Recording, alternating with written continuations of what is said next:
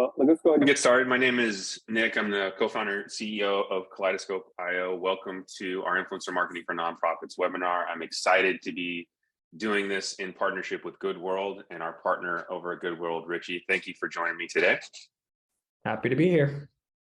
Awesome. Cool. So today We're going to dive into really just the high-level concepts of influencer marketing, really understand what it is, how it works, how to really best set up a campaign in terms of best practices. We'll work through some implementation, exercises and opportunities and sort of best practices around making sure that we're capturing everything we want to capture and work through some of the opportunities through Goodworld. And then at the end, we'll open it up to questions. If there's anybody that has any questions while we go through this, please feel free to add it to the Q&A menu in Zoom, and we'll start opening it up and having conversation towards the end of the webinar.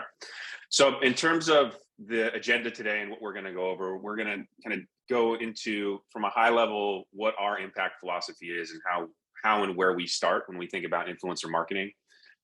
Really define what influencer marketing actually is. People talk about it a lot. We see a lot of things. People have a lot of terminology around it. So really just kind of talk through what exactly is influencer marketing. And we'll talk about setting goals and how to approach that, how to find influencers that align with your cause and your mission, how to then begin to actually execute with those partner influencers and in that campaign and measure the success of those campaign opportunities. Talk through how do we then scale that and make sure that we make an even bigger impact next time and continue to do great things together with influencers and leverage influencer marketing. And then we'll go into the Q&A session at the very end and talk through some of the questions that you may have and also bring up just some common ones that I hear a lot. And Richie, I'm excited to also share that time with you because I'm sure you get some really great ones when we go through this.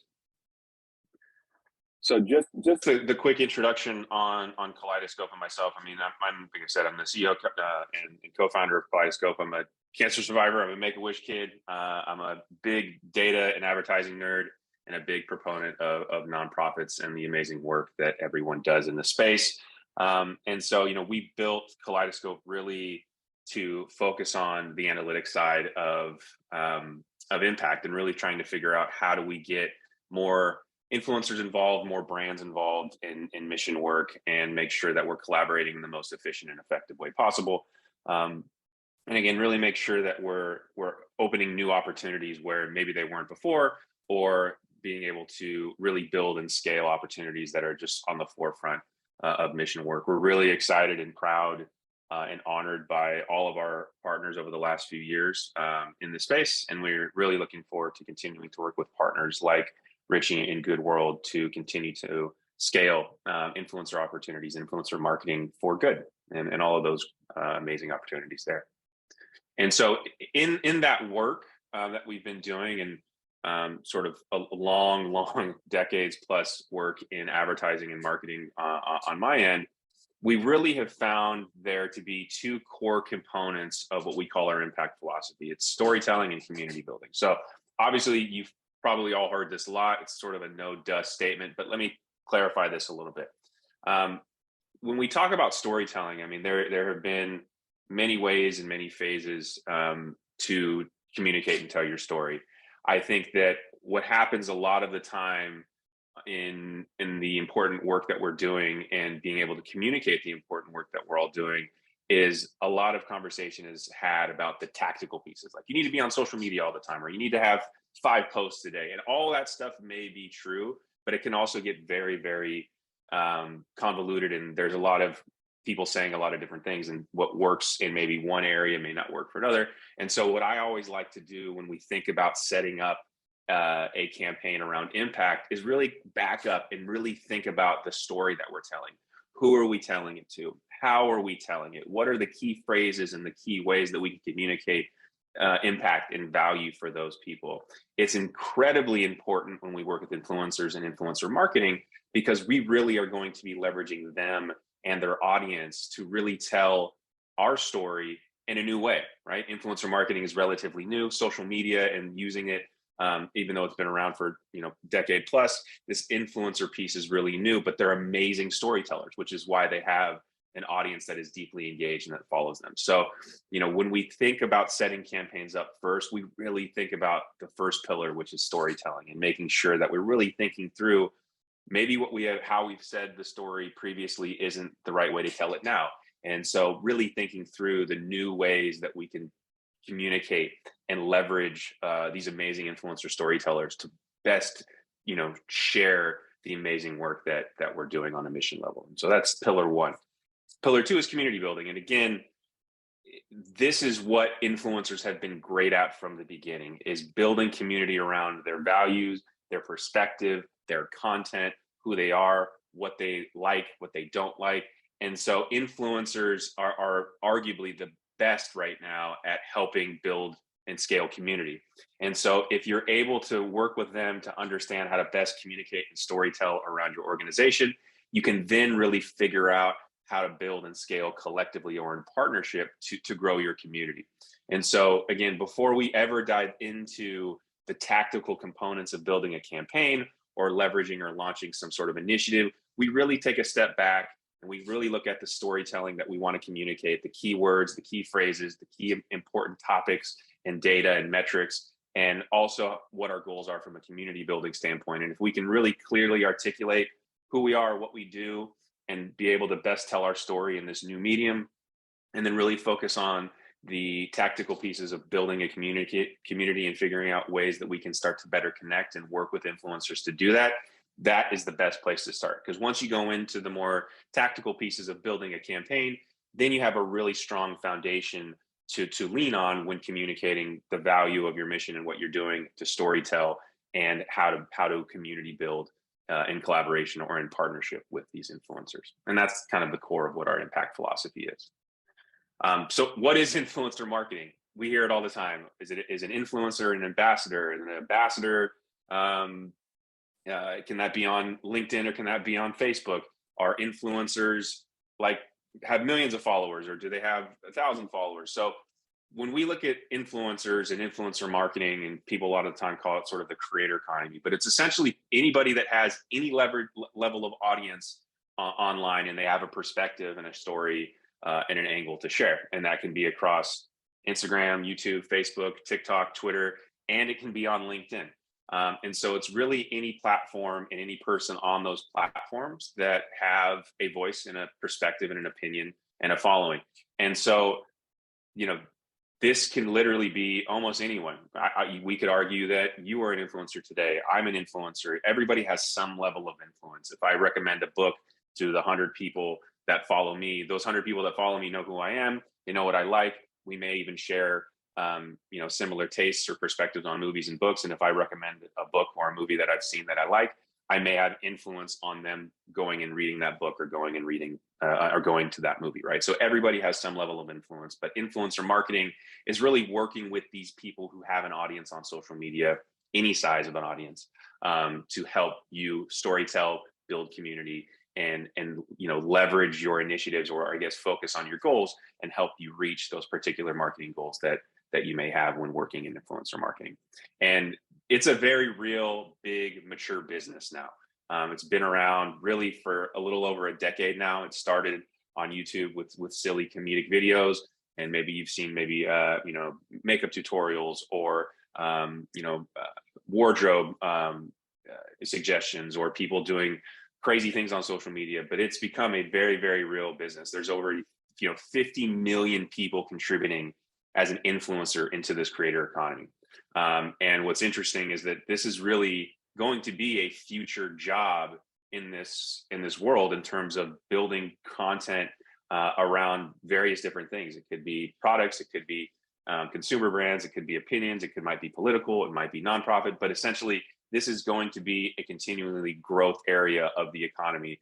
And 30% of the US kids want to be YouTubers or bloggers when they grow up. They look at it as a real job because it actually is now. There's over $104 billion worth of value being created right now in this global creator economy. So it is very much a real thing. I think we've gone far past the silly dance videos in terms of this being something that can be a career, but there is massive audience there. There's massive following, and it's very much mature now. There's a process and an understanding and best practices in place when working with advertisers and influencers. There's legal agreements and just a level of understanding that has now really allowed this space and this place to mature. And so again, like I said, it is very real, it is very large, and it's only going to get bigger. And so when we look at what an influencer is and how we think about influence, there is several different tiers that you may or may have not heard. It's a lot of terminology that is shared a lot. Are you a nano influencer? Are you a macro influencer? Are you a celebrity? Right. And so those typical terms are really geared toward how big or how small a particular audience is. So I see a typo here that I'll fix. I apologize that, but we have these nano influencers that have anywhere from 100 to 1,000 followers. And those are really important because even though those audiences are small, their influence is mighty, right? So the example that I shared a little bit earlier in that I may only have 100 followers, but those 100 followers know who I am. They follow me because they like what I say or they know me. And so if I recommend a book or a movie, they're highly likely of the 100 people, maybe 50 of them. So, right, so 50% will go and see that movie or go buy that book, right? And so even though they're smaller, their influences are mighty. And then the tiers start to stack up and build up as you start to see a wider audience, right? These macro influencers of 1,000 to 10,000, again, they have smaller audiences, but definitely have a ton of influence in terms of who those, of those 1,000 to 10,000 people that follow them and what they say. It keeps going up, right? Mid-tier, macro, mega, and celebrity. Just to set context into what we find to be really effective, and we'll talk about this more in a couple minutes here, but each type of influencer has pros and cons in terms of the value to their campaign. Some groups of influencers are amazing at creating an action, right? Generating some type of action that you want your audience to do. Maybe click on a link to go sign a petition. Maybe click on a link to go to the website to download a resource. Could even be to donate, right? Some groups of influencers are amazing at that. Others may not. There are also groups of influencers that are amazing at getting your name and your mission or a program or an initiative out there to millions and millions of people, but they may not be able to generate a click or a follow, right? So it's just really understanding how to best use these groups of influencers and their following and their size of following to best generate what you want to achieve in your goals. And again, we'll talk about this in a little bit later, but this is sort of how we look at least the groupings or the tiers of influencers and how we work with them or how we categorize them. And obviously, the larger an influencer is in terms of their following is typically how more expensive they are. So that as the smaller they are, the cost might be lower, and the bigger they are, the bigger the cost may be. And so obviously now the question is how do we actually win at influencer marketing? If we understand somewhat of what it is and the definition of it and who these particular partners and influencers are, how do we really win? And so we have 4 core campaign components that we think about when we're developing our campaigns with our nonprofit or our impact partners. And number 1 is always about setting goals and really understanding at the very beginning what you're hoping to achieve on a very granular level, right? And we'll talk about what those goals are. And then once we understand what those goals are, we can really start aligning what our content strategy is so that we can, again, push people towards one or all of those particular goals. Once we know what the kind of content that we want to work with, we can start to establish our influencer partners and find the best influencers that align with the type of content that we want and the goals that we're hoping to set. And then ultimately, as we start to launch these campaigns, measurement is key, making sure that we're measuring as much as possible that we can to ensure that we know exactly what's working, what's not, which partners are working great in terms of influencers, which ones aren't, the language, the content types, all those types of things, so that as we continue to test this type of medium out, we really have clear guidance on what's being effective and what's not, so we can iterate and optimize where it's effective and sort of cut back and not maybe do some of the things that aren't effective. So those are the 4 core areas or core, campaign components that we start with, once we sort of have established our storytelling and our community building guidelines. Okay, so setting goals. So really at the beginning of all this, when you're building a campaign, and this may be somewhat redundant if you're already very active or somewhat active in building, paid media campaigns for what you're currently doing. But we look at 3 different buckets of goals. Are you building an awareness campaign? Do you want people to know who you are or a particular program or initiative that you're about to launch? And really, the goal is just to get eyeballs and people to see and to be aware of it, right? So is it an awareness goal that you're trying to achieve? Second bucket is engagement. Maybe you want people to click on a link or follow you on social media or like a post about something that you've posted, right? Deciding if that's the goal, what's the type of engagement that you're hoping to get. And obviously the third one is sales or donations, or signatures on a petition or signups to an event, right? But some type of action that you're looking to achieve. And so typically campaigns fall into one of buckets.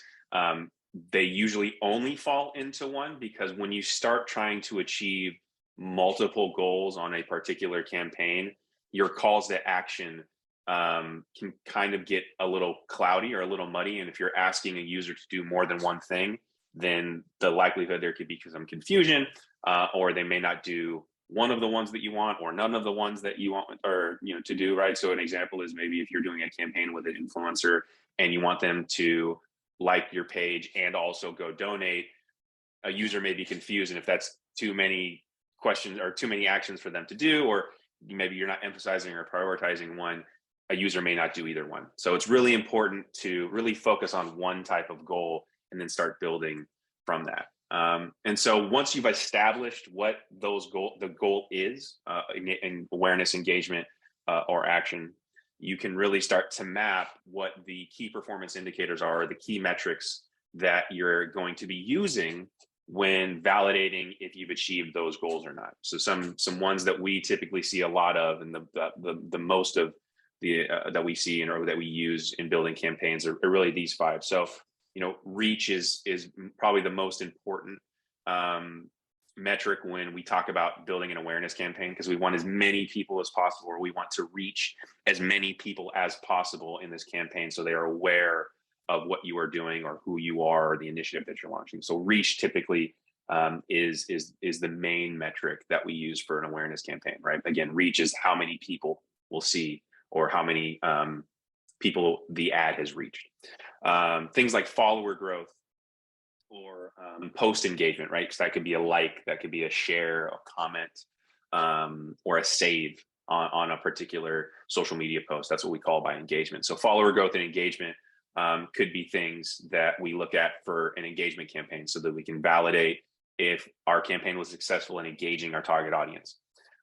Things like website traffic or donations are also great KPIs or metrics to use to validate if a action campaign or a sales campaign or a donation campaign was successful, where we're trying to drive people and are asking them to click on a link to go to the website to check out, like I said, some information about a program or donate or download a brochure or some information or ultimately donate. So these are typically the KPIs or the main metrics that we start aligning or assigning or mapping to the particular goals that we're starting to set. And then once we've identified the main goal and the metrics that we want to start measuring the validity of that campaign, we start thinking about the type of content that is really going to help us hit our goals and the kind of content that we're going to want to collaborate on with our influencer partners. And there's a couple types of content. There's many more than these, but these are typically sort of the 6 that we look at. And we really think about, firstly is the concept is what are we trying to execute and why and how will it work, right? What is the main piece? It could be a certain awareness month campaign. And so really the concept is making sure that we're figuring out ways to best communicate around that awareness month or around that awareness day.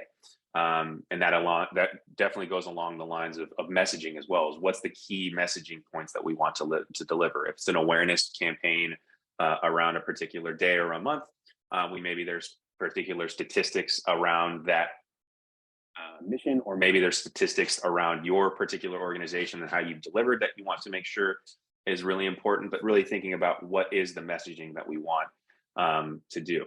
References, right? Thinking about the types of visuals and aesthetics that you want to, accomplish with an influencer. Maybe some influencers have more of like a feels like whimsical ad hoc aesthetic where it looks like maybe they're just walking down the street and they're talking through the phone, or maybe you want something a little bit more polished, whether a high-end camera or a nice camera on their desk and they're talking about something specific, or maybe they have a studio that they're working with. So thinking about like some examples or some references on what you want the kind of content to look like or feel like. Format's a big thing, right? We have to hear a lot about how successful TikTok is and the short form 15-20 second bite-sized stuff. So really thinking about, are you looking for short form? Are you looking for maybe a longer version like on YouTube where that you can, people, watch videos that are 2, 3, 4, 7 minutes, sometimes even longer? Is it that type of style? Are you looking to live stream maybe something? Maybe you're doing a walk or some type of event that you're looking to have a creator or an influencer live stream, right? So thinking about the types of formats that you're looking to leverage in this campaign are also going to be key. Tonality, right? So how your voice, how the mission's voice, how your organization's voice, and how you want that to be translated or communicated by the influencer is very, very important. Maybe it's a upbeat tone, and you want to really talk about all the amazing work that you've been able to accomplish over the last year. And on this awareness day or on this awareness month, you really want that sort of like upbeat tone to talk about it. Maybe the tonality maybe is a little more somber because over the last few years, because of COVID, maybe there's lack of funding or a lack of awareness. And so you maybe want to set the tone a little differently. So really thinking about, based on the concept and the messaging that you want to portray, what's the tone that you want it to be delivered in? And then really extensions, right? So is this kind of going to be a one-off piece where maybe it's just one type of video or one integration or one partnership where it's that day and it's done? Or maybe it's multiple pieces, maybe across the entire month, or maybe it's a quarterly series that you're working with the influencer partners to do. So really thinking about how do you want this, or how could this extend into the entire year, or if it doesn't at all. But really thinking about sort of, three-dimensionally, how does this type of opportunity extend into your overall strategy as well? And so, as you're thinking through this in terms of the messaging and those sorts of pieces, also really thinking through how you hope to plan to collaborate with these influencers, right? So ongoing ambassadorship, or influencers that maybe you're working with on a long-term basis, not just this day. Maybe you work with them again, like I said, on a monthly basis, where they have a monthly reoccurring post that they work about that maybe talks about and highlights the work that you've done over the last month. Or maybe it's a quarterly ambassadorship or partnership that talks about various components of what you're doing. But really thinking through, is it going to be a long-term relationship? Is it going to be an integrated piece of work where they're going to be working with multiple social platforms for each influencer? Maybe it's a campaign that all of your influencers are just on Instagram, or maybe your influencers are on Instagram and TikTok, right? So thinking through the platforms and that you want to leverage, and where your audiences are and how they line. So like thinking through that type of collaboration piece. It could be sponsored content, right? So that's sort of what most of what we do on a paid perspective, right? So you're working and or paying an influencer to share this content. It's really just sort of a one-off piece, and where they're sharing the sponsored content that you're developing, or it could be event coverage. Like I said, maybe you're using an influencer to maybe promote an upcoming event or a gala or a walk, or maybe some other type of experience or event that you're doing. And then as they promote and then the day of the event comes, they're also doing live streaming, right? So maybe thinking about those types of things. So that all factors into the content and how you'll be building out these partnerships with these influencers. And then so once you've identified those pieces, right, you have the goals, you have the metrics that you're going to be measuring those goals, and you have a pretty clear concept of the type of content that you want, the messaging, the aesthetics, those sorts of things, then it obviously becomes time to thinking about, where do you find these influencers, and how do we find them, and what's important about that? And so it's, as part of the alignment of goals, is it a reach play, or is it a very niche one, right? So maybe the goal is awareness, and so you're just trying to have as much reach as possible, and so you work to find large influencers that have vision and value alignment with your mission. Or maybe it's something more specific, and maybe you're a dog rescue nonprofit, and you want to work specifically with influencers who are really focused on the health and well-being of animals, right? So a little bit maybe more niche. Obviously, relevance falls into that in terms of, again, the vision and values alignment. That is the key and probably the most important thing when working with influencers, is that it's very easy just to find a big influencer and have them do some type of post. But if you want it to be really effective, feel authentic, and resonate, the relevance of that influencer and how it aligns with your vision and your values as an organization is probably the most important. And that is the best way to really ensure, or I guess to put as much confidence as possible in having a campaign that really performs. The other piece, right, is then obviously identifying influencers that have audiences that really match the people you want to target, right? Making sure that you're working with influencers that either have an audience that you already currently have, or maybe you're trying to reach a new audience, but essentially really understanding that that influencer has that target audience that you want to reach is paramount. The other piece that we look at is engagement and content. So engagement is, again, are people liking, sharing, commenting, saving this influencer's content? Is that an important metric for you? Is that what you're trying to achieve in this campaign, right? So some influencers have better what we call engagement rates, or the rate at which people do those things on their posts than others. And so if this is going to be an engagement campaign, we really want to make sure that the influencers that we work with have a good engagement rate, or have people that are posting, commenting, liking, sharing, and saving the posts that they create. And then when we look at the content, obviously we want the content to align not only aesthetically with what you're trying to achieve, but also sort of brand safety, right? It's paramount that you work and you feel comfortable with influencers in terms of understanding the kinds of content that they've created in the past, what they really focus on, and making sure that that content aligns with what your goals are, and obviously the brand values and the organization's values as you continue to build partnerships. And obviously red flags, right? So, if there's particular controversy or negative press attention, maybe there's swearing, or maybe there's some other things that just do not align with what you stand for as an organization, just make sure that you sort of check for those things. We typically like to not only do a deep dive once we've narrowed down an influencer, but even just as we're building a list, doing some spot checks on all of the various platforms on some previous campaigns, or previous posts that they posted, just to make sure that there's some alignment there. And so once you've identified the influencers and you're starting to have that conversation and negotiate with them, we really want to make sure there's a couple, parameters that are aligned with that agreement or work with that influencer. Obviously the deliverables, right? So if you've identified the kind of content that you want and what the goals are, you can very clearly articulate the types of deliverables that you want, the number of content, the types of content, those types of things. Changes, right? So obviously it's very rare that anybody can get something done correctly the first time. So you want to make sure that you clearly negotiate or have an agreement on how many revisions or changes that you get. Typically it's around 2 to 3 is sort of the standard of what we typically see when we work with influencers, but maybe you can negotiate more, maybe you don't need that many, but typically we see about 2 to 3 revision requests in our agreements that we send. Usage period is a big one. We typically try to push for 2 years for our nonprofit partners. They get the ability to use whatever influencer content is created on their external and their internal marketing. So maybe they've created a video for you that you'll want to repost on your own social media channels. Maybe it's part of a paid campaign that you want to leverage that video for. Maybe it's some internal emails, some internal marketing communications. Maybe it's some external emails. So making sure that, it's very clear on how long you get to use that content as they develop it for you. And then I would maybe argue maybe the most important thing is some guidelines and some frameworks around what you want them to do and what they shouldn't do. That could be as simple as no cussing, or no highly sensitive political topics or language, or even granular as this is how you pronounce our name. Please make sure you do this when pronouncing our name, or make sure you include this phrase when talking about who we are, right? So really making it clear on what the do's and don'ts are for the campaign as you begin to engage and do work with these influencers.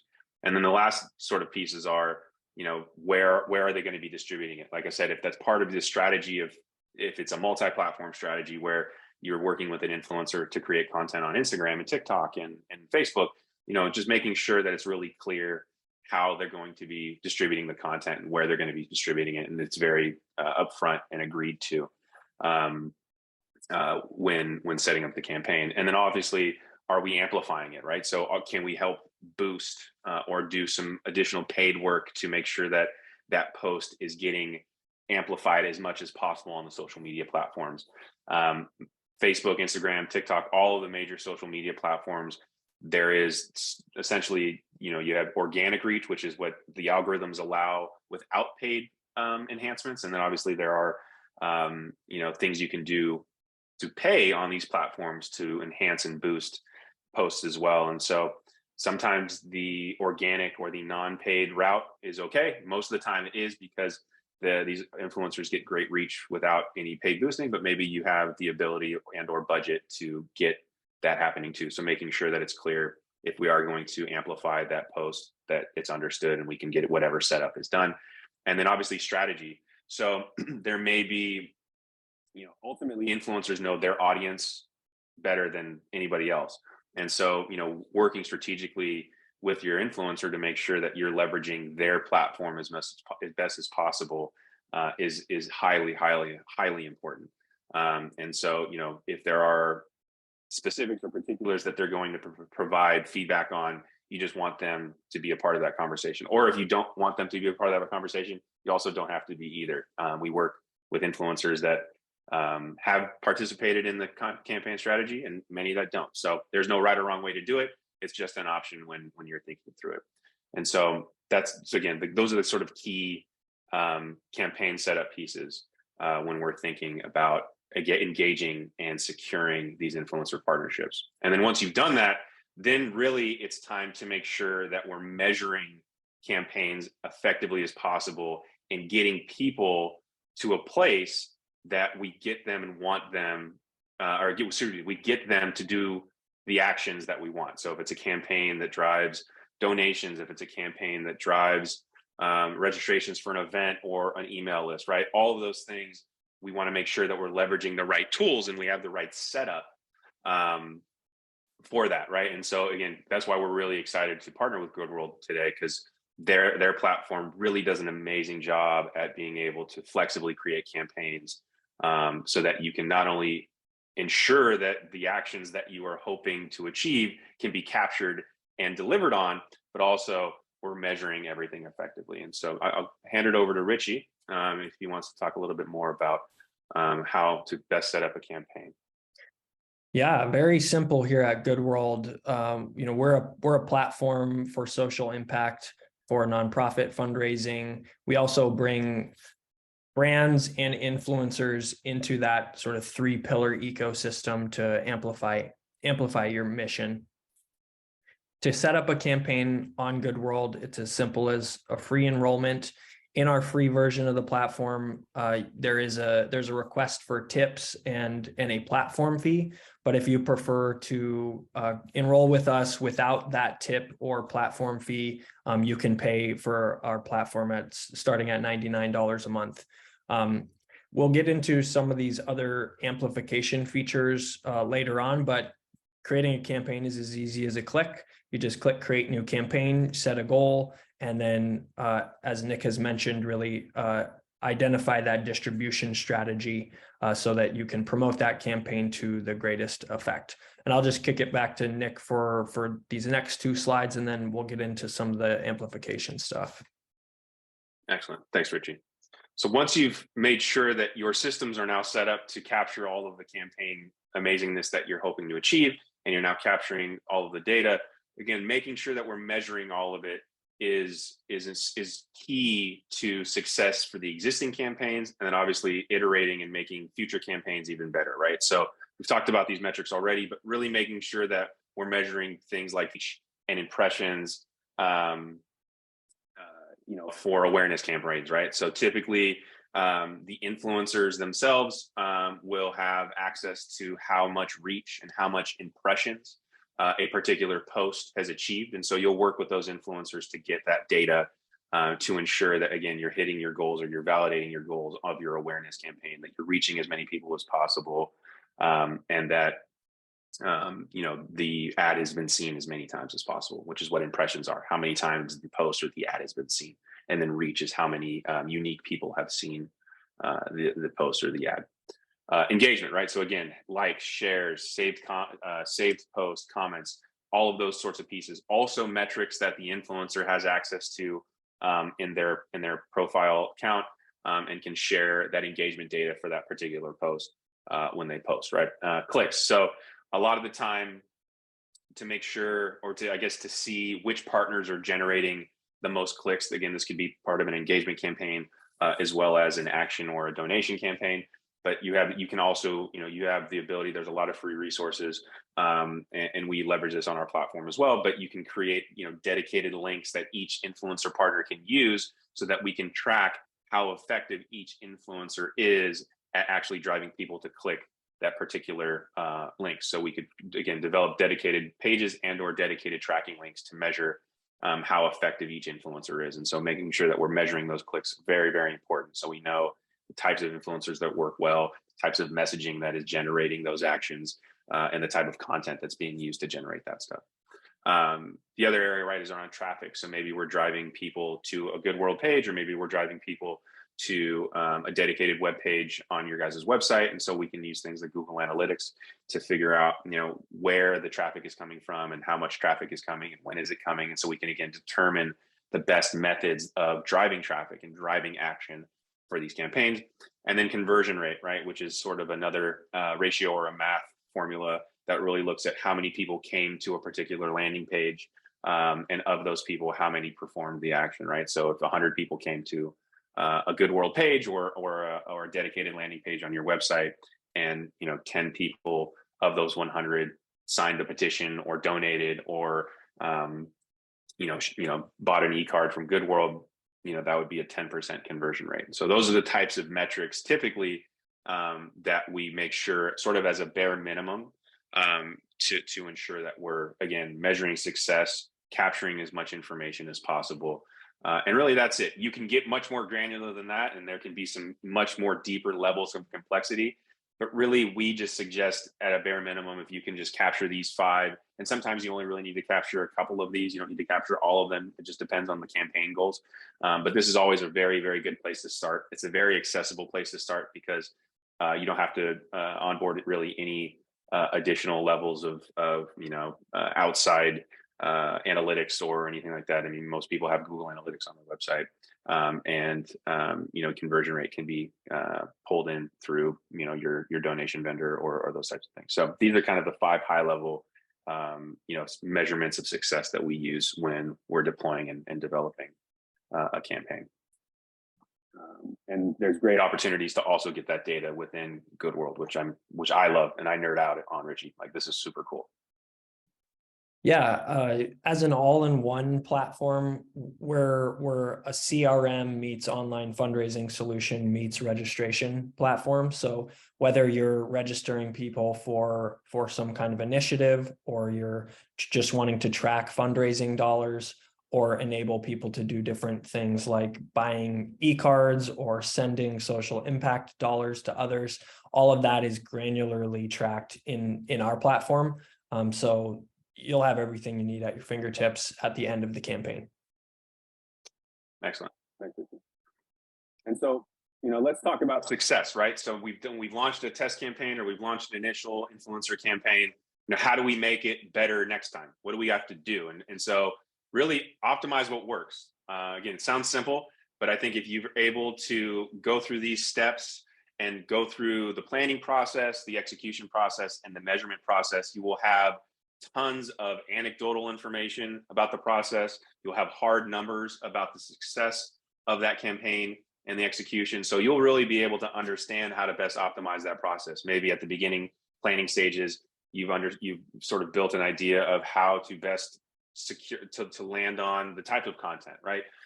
Or through the data, you're able to see that we had long form content and short form content running, and the short form content performed best. But ultimately, optimize what works. If you see a particular type of format or a particular type of influencer, or even as simple as a particular type of platform that works well, focus on that platform and go forward and cut the ones that don't. out, right? I always try to reinforce to just keep it as simple as possible, and you don't need to be everywhere all at once. So it is 100% okay if the data says that Instagram is your platform. Focus on Instagram.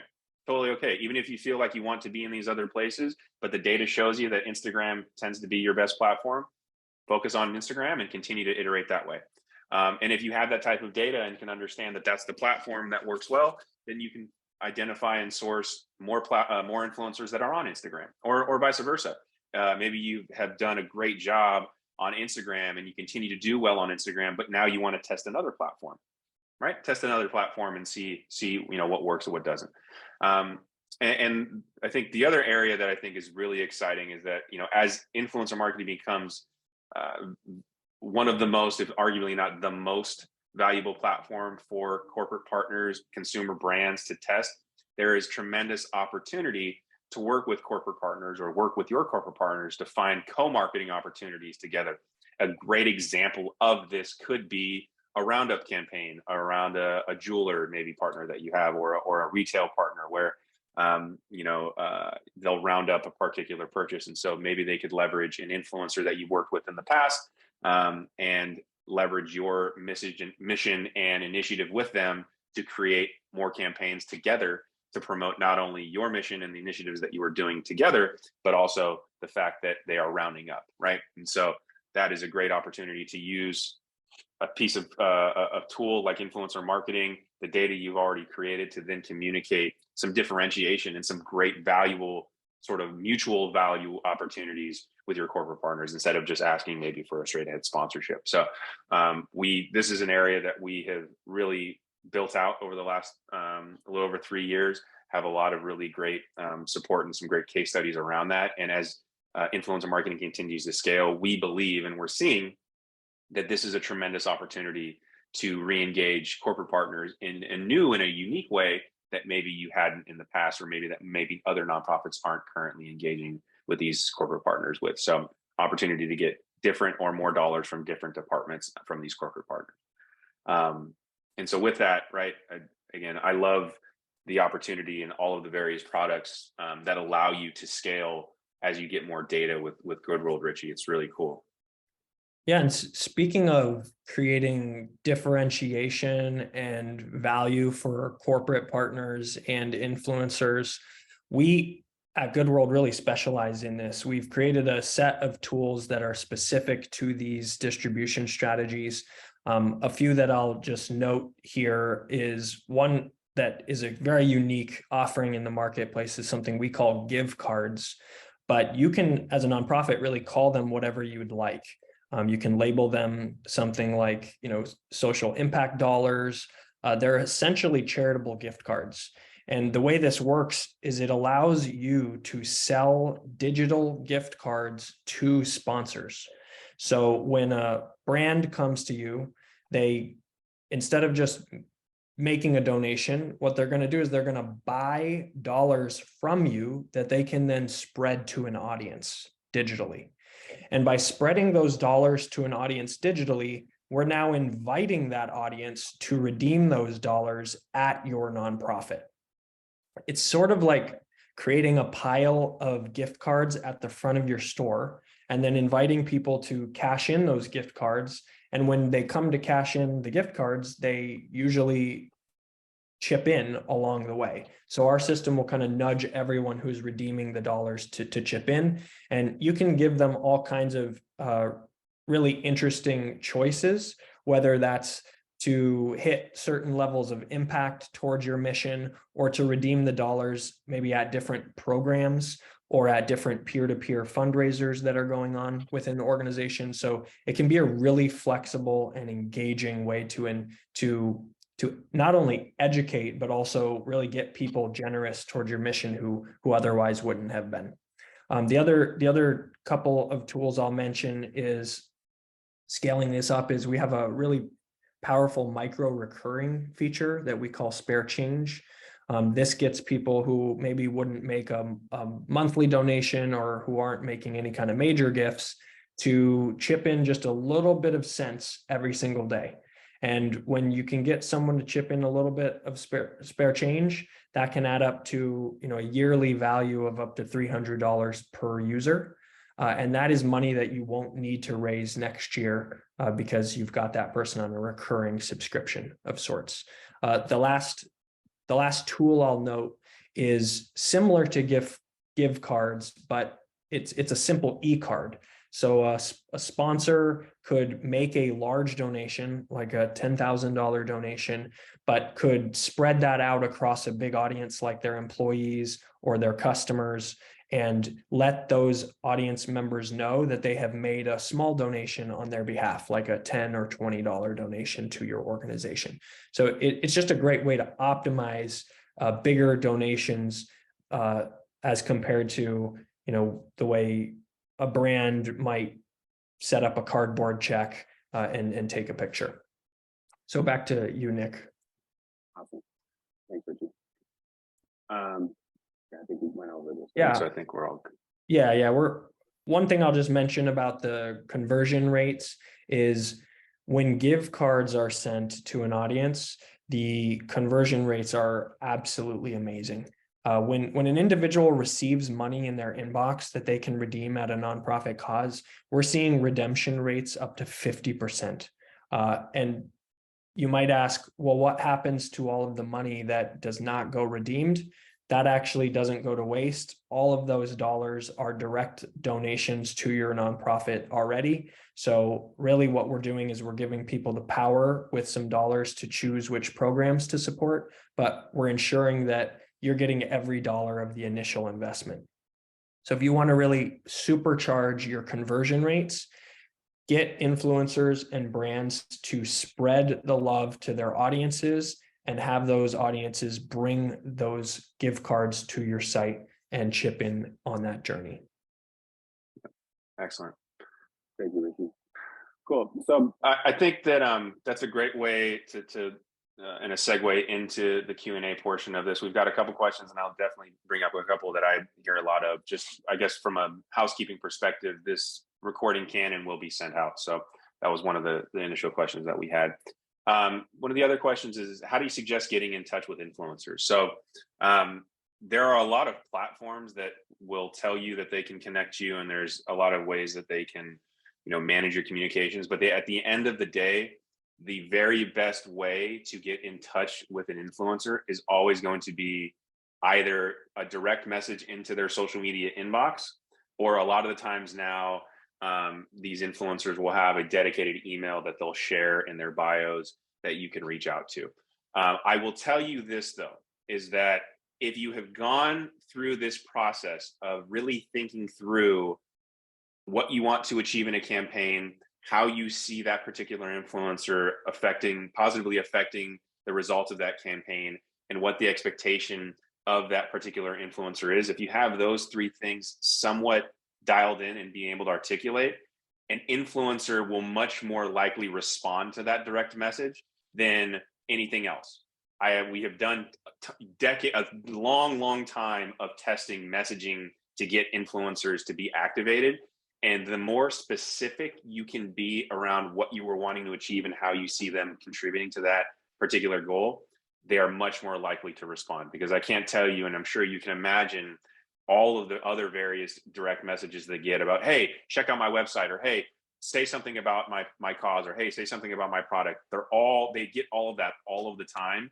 And the more it is thoughtfully created and crafted specifically to them, the more likely they are to respond. So direct message, or if they have an email to, a lot of times it's like business inquiries or agent emails, agent inquiries, you will see that in their bio.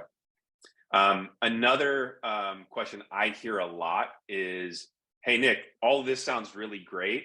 I don't have budget for this. So how do I even go about doing this? So always a great question.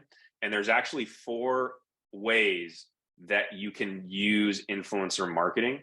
And really one of them requires budget. So the first way that I believe that, and we've seen really successful, is asking for a donated post. Again, influencers get asked to donate a post all the time. But if you can be very clear about how you want them to contribute and why they're impactful for your organization, they are more likely to donate at least one post. So influencers for sure can, will, and do donate a post, and that's free. The second thing is through a barter, right? So maybe you have an upcoming event that you've created shirts for, hats for, hoodies for, or maybe you just have merch for your organization. You can send them all of the various types of merch that you have and ask them, in exchange for sending you merch, can you do a post about our organization? That's for sure a great way to do it. We've done that often, a majority of the time when we don't have budget. That's one of the ways we go about it. If you have a corporate partner that has something that they could donate in kind, you can use that to barter as well. Again, mostly free for you, and a great way to not have to allocate actual cash or capital to get an influencer post. You just send them something, and in exchange, they'll post. The third thing, which with Richie and I really talked about a lot, is this corporate partnership. These opportunities with corporate partners and working with influencers is only going to get more prevalent and bigger. And with tools like what Goodworld provides, allows amazing options to integrate into a campaign when you're working with a corporate partner. So there's an opportunity to leverage things like what Goodworld does with influencers and corporate partners to really build up and scale so that they could potentially subsidize some and or all of a particular influencer marketing campaign. We see it happen all the time where corporate partners will already have a campaign, maybe for a particular initiative that they're doing that aligns with your mission, or maybe you are already doing collaborative work together. You can, leverage corporate partners to subsidize a portion or all of an influencer campaign. And then obviously the fourth way, which is sort of a no-duh straightforward, is you pay for it. However, I think when you work with an influencer, and if you are still able to clearly articulate why they provide value to a campaign and request or ask for some sort of discounted or reduced nonprofit rate, you will most likely get a lower rate or a lower market rate than they typically charge. I want to reinforce, and I sound like a broken record, but I promise you that if you go through this process and can clearly articulate the value that an influencer could provide and how you can specifically see them contribute, they are more likely to participate in one or all of those types of ways that I outlined, and they are for sure much more likely to provide you a lower or discounted rate if you have to eventually pay. So almost every influencer that I've ever worked with appreciates professionalism, specificity, and as much information as possible when working with them. So I think that's super important to follow a process, that when you're talking to them, if you do have to allocate budget, that they are, again, highly likely to do some type of reduced fee or reduced cost because of your approach. So those are the sort of the four ways that we find to best or most fund influencer campaigns. And again, 3 of them are essentially free, which is pretty cool. Richie, are there any questions that you see in the market that you get a lot when you're building and scaling these opportunities at Goodworld? Yeah, and the first thing I wanted to just riff on your comment there was one specific kind of creative idea or execution is, if you can get to a place where you have a corporate partner that has committed to pledging a certain amount of money or is willing to sponsor an event at some point this year, and you can get that sponsor to agree to distribute those dollars through an audience to be redeemed at the nonprofit, that is a really powerful scheme for the following reason. Let's say the corporate sponsor is able to give, let's say, $2,500. And you have a influencer or a micro influencer that you've identified. You can go to that influencer and the request to the influencer can be, would you be willing to give away these dollars to your audience in order to help us reach this goal? And so you now have a specific goal. You're now bringing value to that influencer and just asking them if they can distribute those dollars in order to help meet your goal. And the reason that's so powerful is it's not sort of that typical just begging for their participation. what you're now doing is you're really saying, hey, I'm bringing something to you. Can you just use your reach to get these dollars out and bring people to help us reach that goal? And then in terms of questions, I did want to just lay out two different types of gift card distribution because we get questions about, is this an email campaign? Is this something that is on social media? And there are two different ways you can distribute social impact dollars. One way is where the brand or whoever is distributing these dollars has a CSV of all of the emails that are to receive these gift cards. So you can just batch upload the list of emails, press purchase, and then that will send all of these gift cards to these individual emails. That's one way of doing it. The second way to do it is to create a first come, first serve type of link that an influencer can post right on their social media.